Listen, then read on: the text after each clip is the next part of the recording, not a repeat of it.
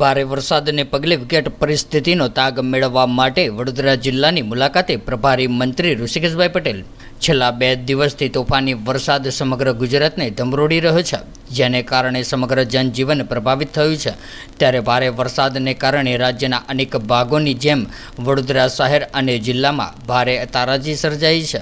ત્યારે વિશ્વામિત્રી નદીના કારણે વડોદરા શહેરમાં અનેક વિસ્તારોમાં લોકોના ઘરોમાં પાણી ઘૂસી જતા લોકો ભારે હાલાકીનો સામનો કરી રહ્યા છે।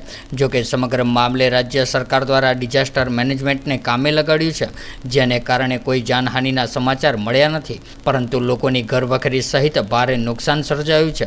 ત્યારે ભારે વરસાદને કારણે વડોદરા શહેરમાં થયેલા તારાજીનો તાગ મેળવવા માટે આજરોજ રાજ્યના આરોગ્ય મંત્રી અને જિલ્લાના પ્રભારી મંત્રી ઋષિકેશભાઈ પટેલ અને કેબિનેટ મંત્રી જગદીશભાઈ વિશ્વકર્મા વડોદરાની મુલાકાતે પહોંચ્યા હતા। ત્યાં મંત્રીશ્રીએ વડોદરા જિલ્લામાં ભારે વરસાદથી અસરગ્રસ્ત વિસ્તારોની રૂબરૂ મુલાકાત લઈને જાત નિરીક્ષણ કર્યું હતું અને ભારે વરસાદને પગલે વડોદરામાં થયેલા નુકસાન, હાલની સ્થિતિ તેમજ રાહત અને બચાવ કામગીરી સંદર્ભે મંત્રીશ્રીએ સ્થાનિક પદાધિકારીઓ સાથે રાખીને સમગ્ર પરિસ્થિતિનો તાગ મેળવ્યો હતો।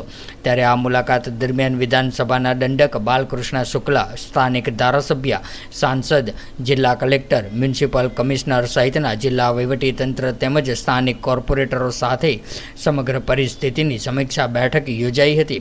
ત્યારે બંને મંત્રીશ્રીઓએ વડોદરા સિટીના કમાન્ડ એન્ડ કંટ્રોલ સેન્ટરની પણ મુલાકાત લીધી હતી અને સમગ્ર પરિસ્થિતિ સત્વરે પૂર્વવત થાય અને ઓછામાં ઓછી કેઝ્યુલિટી સર્જાય તેવા પ્રયાસો હાથ ધરવા વહીવટીતંત્રને જરૂરી સૂચનો આપ્યા હતા।